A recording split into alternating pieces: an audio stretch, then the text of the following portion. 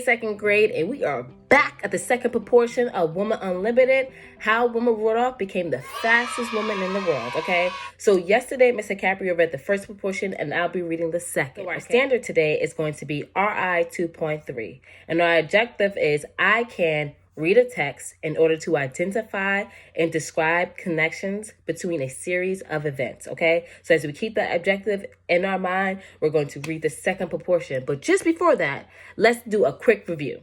So from the first proportion of the book, we know that Wilma has 19 older brothers and sisters. Second is, at the age of 5, she was diagnosed with polio. And also, we know that she was not able to go to school due to her polio until she received her braces to help with her walking. Once she got to school, she realized she still wasn't able to do physically everything the rest of the children were able to do. So instead of giving up, she decided that she was going to do leg exercises to strengthen her leg. The last proportion that Mr. Caprio read was that woman was walking into the church without her braces. And it caused a huge scene because everyone in the church and in the neighborhood knew that woman had polio and that she needed braces in order for her to walk. So let's continue to read on to the second proportion to see how Wilma Rudolph became the fastest woman in the world.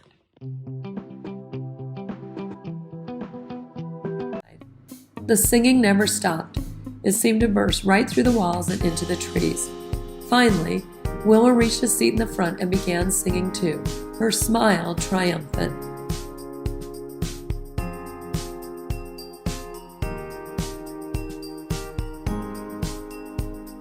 Wilma practiced walking as often as she could after that, and when she was 12 years old, she was able to take off the brace for good.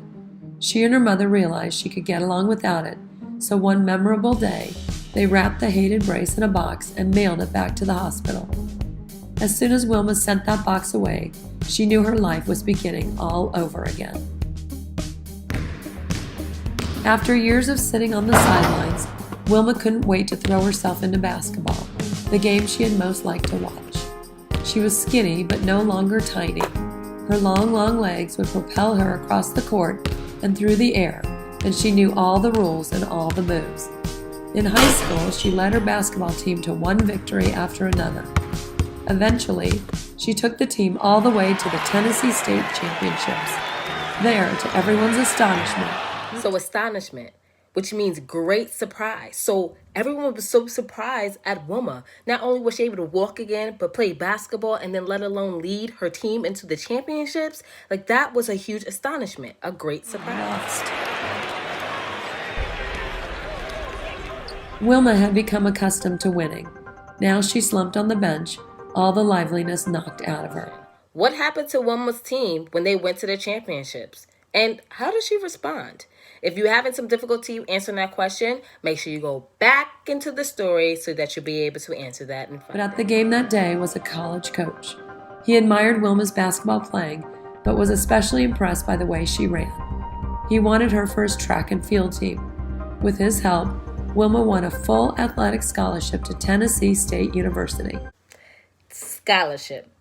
A scholarship is a grant or payment made to support a student's education. In this case, Wilma's coach, who was scouting her, seen how great she was, and they wanted to pay for her to be able to go to college so that she would be able to be on the track team. She was the first member of her family to go to college. 8 years after she mailed her brace away, Wilma's long legs and years of hard work carried her thousands of miles from Clarksville, Tennessee. The summer of 1960, she arrived in Rome, Italy, to represent the United States at the Olympic Games as a runner. Just participating in the Olympics was a deeply personal victory for Wilma, but her chances of winning a race were limited. Simply walking in Rome's shimmering heat was a chore, and athletes from other countries had run faster races than Wilma ever had. Thinking time. So how did Wilma feel when she arrived to Rome? And why did she feel that way? Think. Women weren't thought to run very well anyway. Track and field was considered a sport for men, and the pressure from the public was intense.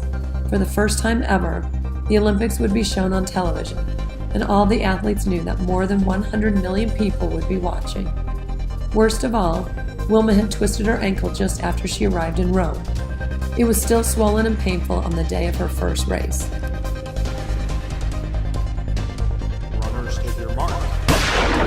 Yet once it was her turn to compete, Wilma forgot her ankle and everything else. She lunged forward, not thinking about her fear, her pain, or the sweat flying off her face. She ran better than she ever had before. And she ran better than anyone else. Grabbing the attention of the whole world, Wilma Rudolph of the United States won the 100-meter dash. So once that gun went off and Wilma heard that, how did her feelings change when it was actually her time to compete? Think. No one else even came close. An Olympic gold medal was hers to take home. So when it was time for the 200-meter dash, Wilma's graceful long legs were already famous. Her ears buzzed with the sound of the crowd chanting her name. Such support helped her ignore the rain that was beginning to fall. At the crack of the starting gun, she surged into the humid air like a tornado. When she crossed the finish line, she had done it again. She finished far ahead of everyone else. She had earned her second gold medal. Wet and breathless, Wilma was exhilarated by the double triumph. The crowd went wild. The 400-meter relay race was yet to come. Wilma's team faced the toughest competition of all. And as the fourth and final runner on her team, it was Wilma who had to cross the finish line. Runners, take your mark. Wilma's teammates ran well, passed the baton smoothly, and kept the team in first place. Wilma readied herself for the dash to the finish line as her third teammate ran toward her. She reached back for the baton and nearly dropped it. As she tried to recover from the fumble, two other runners sped past her. Wilma and her team were suddenly in third place. Ever since the day she had walked down the aisle at church, Wilma had known the power of concentration. Now, legs pumping, she put her mind to work. In a final, electrifying burst of speed, she pulled ahead. By a fraction of a second, she was the first to blast across the finish line. Power of concentration is really important. How powerful was her concentration level, right? So a concentration means to be able to stay focused on something and to be able to succeed through it, right? So to stay focused, how was how was her power of concentration able to help her win her races? I want you guys to think, okay? Go back into the story and really think. The thundering cheers matched the thundering of her own heart. She had made history. She had won for an astounding third time. At her third ceremony that week, as the band played the Star-Spangled Banner, Wilma stood tall and still like a queen, the last of her 3 Olympic gold medals hanging around her neck. Wilma Rudolph, once known as the sickliest child in Clarksville, had become the fastest woman in the world.